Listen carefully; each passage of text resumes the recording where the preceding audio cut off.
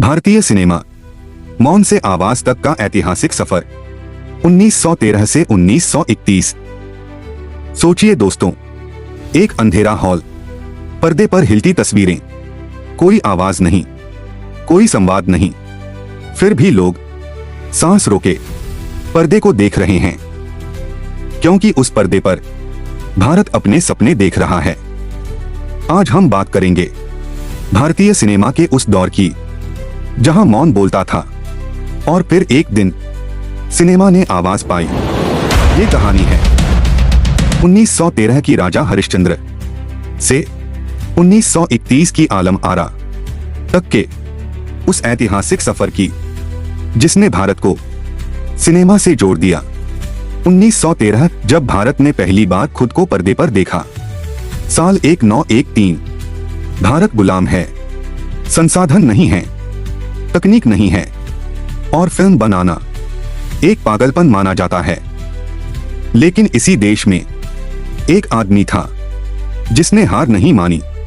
उसका नाम था दादा साहेब फाल्के। उन्होंने कहा, अगर अंग्रेज फिल्म बना सकते हैं तो भारत क्यों नहीं? और इसी जिद से जन्मी भारत की पहली फिल्म राजा हरिश्चंद्र। राजा हरिश्चंद्र जब मौन ने इतिहास रचा। दोस्तों, ये फिल्म साइलेंट थी, न डायलॉग, न गाने, न बैकग्राउंड म्यूजिक, सिर्फ आंखें बोलती थीं, चेहरे भाव दिखाते थे और कहानी सीधे दिल तक जाती थी। और सुनिए, उस दौर में महिलाएं फिल्मों में काम नहीं करती थीं, इसलिए पुरुषों ने ही महिला किरदार निभाए। जब ये फिल्म चली, लोग हैरान रह गए। भारत ने पहली बार खुद को चलती तस्वीरों में देखा। 1913 से 1920 साइलेंट सिनेमा का सुनहरा संघर्ष। इसके बाद साइलेंट फिल्मों का दौर आया। रामायण, महाभारत, पौराणिक कथाएं। क्यों? क्योंकि जब शब्द नहीं होते तो कहानी जानी पहचानी होनी चाहिए। ये फिल्में बोलती नहीं थीं, लेकिन बहुत कुछ कह जाती थीं। 1920 का दशक सिनेमा बड़ा होने लगा। अब सिनेमा एक प्रयोग नहीं रहा।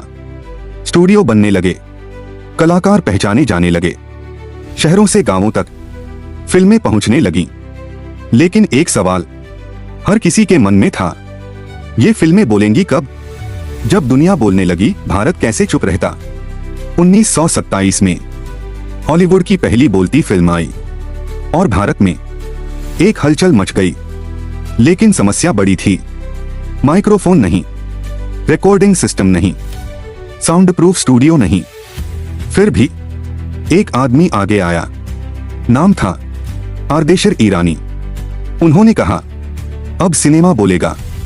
1931 जब सिनेमा ने पहली बार सांस ली, 14 मार्च 1931 पर्दे पर आई फिल्म आलम आरा। जैसे ही पहली आवाज गूंजी, दे दे खुदा के नाम पर, थिएटर में सन्नाटा छा गया। फिर तालियां, आंसू और इतिहास। लोगों ने सिर्फ फिल्म नहीं देखी, उन्होंने सिनेमा को बोलते सुना। आलम आरा तकनीक कमजोर, हौसला मजबूत। हाँ दोस्तों, आलम आरा परफेक्ट नहीं थी, आवाज साफ नहीं थी, कैमरा हिल नहीं सकता था, कलाकार माइक से डरते थे। लेकिन ये पहली थी, ये साहस थी, ये भविष्य की नींद थी। इसके बाद हर फिल्म बोलने लगी, गाने गूंजने लगे और सितारे जन्म लेने लगे। 18 सालों में क्या बदल गया?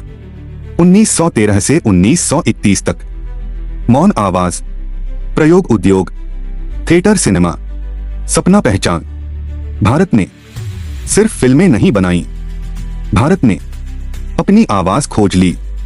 निष्कर्ष, मौन से आवाज तक।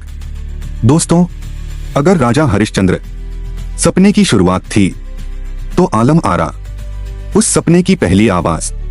आज का बॉलीवुड, OTT, VFX और ग्लोबल पहचान सब उसी आग का नतीजा है जो 1913 में जली थी। अगर ये कहानी आपके दिल को छू गई हो तो वीडियो को लाइक कीजिए, शेयर कीजिए और चैनल को सब्सक्राइब जरूर कीजिए। कमेंट में बताइए क्या आप चाहते हैं भारतीय सिनेमा के और ऐसे अनसुने किस्से? मैं फिर लौटूंगा एक और कहानी के साथ। धन्यवाद।